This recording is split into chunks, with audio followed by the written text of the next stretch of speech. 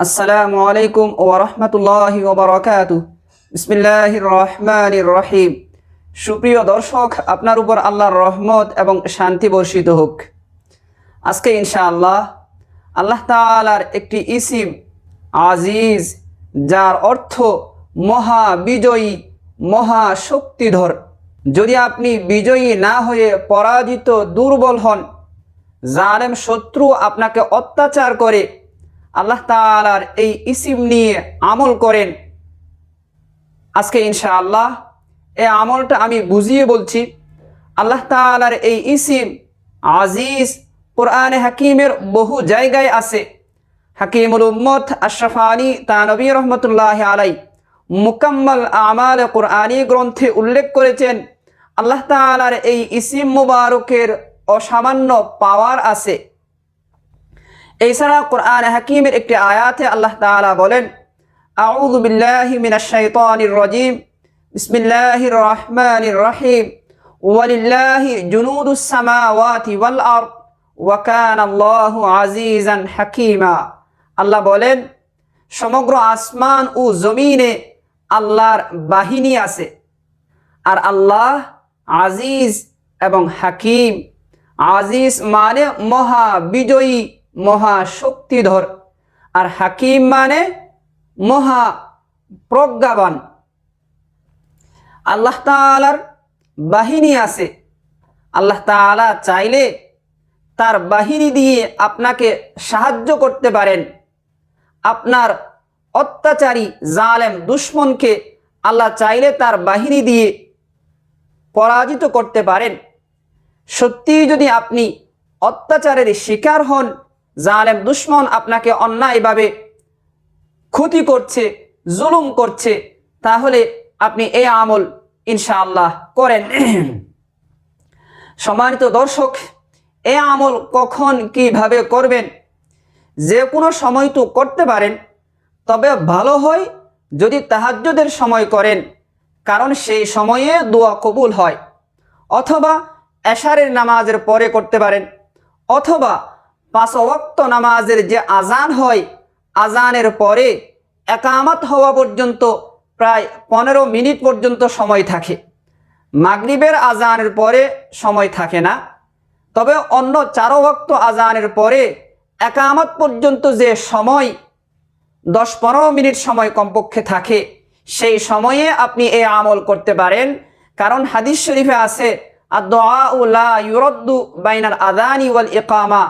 আজান আর একামতের মাঝখানে যে সময়, সেই সময়ে দোয়া করলে তা ফেরত হয় না, নিঃসন্দেহে আল্লাহ কবুল করেন। অতএব আজান একামতের মাঝখানে সুযোগ হলে করেন, অথবা এশারের নামাজের পর, অথবা আপনি যদি তাহাজ্জুদ গুজার হন তো তাহাজ্জুদের সময় এই আমল করতে পারেন। কিভাবে করবেন? 2 রাকাত নফল নামাজ পড়বেন।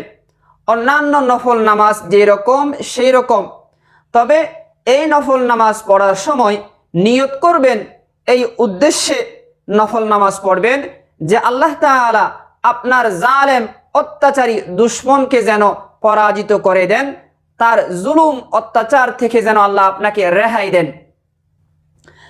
এই উদ্দেশ্যে, এই নিয়তে 2 রাকাত নফল নামাজ আদায় করলেন। এরপরে আপনি দরুদ শরীফ পড়বেন। ছোট বড় যে কোনো দরুদ শরীফ যা আপনার জন্য সহজ তা পড়তে পারেন। সংক্ষিপ্ত দরুদ শরীফ সাল্লাল্লাহু আলাইহি ওয়াসাল্লাম এটা পড়তে পারেন। এটা সংক্ষিপ্ত তবে পরিপূর্ণ। এখানে সালাত আর সালাম দুইটাই আছে, সাল্লাল্লাহু আলাইহি ওয়াসাল্লাম। 100 বার দরুদ শরীফ পড়বেন, সাল্লাল্লাহু আলাইহি ওয়াসাল্লাম, সাল্লাল্লাহু আলাইহি ওয়াসাল্লাম, সাল্লাল্লাহু আলাইহি ওয়াসাল্লাম। এভাবে 100 বার দরুদ শরীফ পড়বেন। এরপরে আল্লাহ তাআলাকে ডাকবেন আল্লাহর এই ইসিম নিয়ে, ইয়া আজিজু, ইয়া আজিজু, ইয়া আজিজু। আমি তো 3 বার বললাম, আপনি 100 বার বলবেন। প্রথমে দরুদ শরীফ পড়লেন 100 বার, এরপরে এই ইসিম মুবারক এইভাবে 100 বার পড়বেন। ইসিম মুবারক পড়ার সময় আপনি চোখ বন্ধ রাখবেন, সেটা ভালো হবে। চোখ বন্ধ রাখলে অন্তর্চক্ষু ভালো কাজ করে, ধ্যান ভালো হয়। পারলে আপনি চক্ষু বন্ধ করে একাগ্র চিত্তে এক মন এক ধ্যানে আল্লাহ তাআলাকে এইভাবে ডাকেন, ইয়া আজিজু ইয়া আজিজু ইয়া আজিজু ইয়া আজিজু ইয়া আজিজু, এইভাবে 100 বার বলেন। তারপরে আপনি মোনাজাত করেন। আপনার মোনাজাতের মধ্যে আপনি বলেন আপনার চাওয়াটা, আপনার দুঃখী মনের কথা আল্লাহর কাছে পেশ করেন।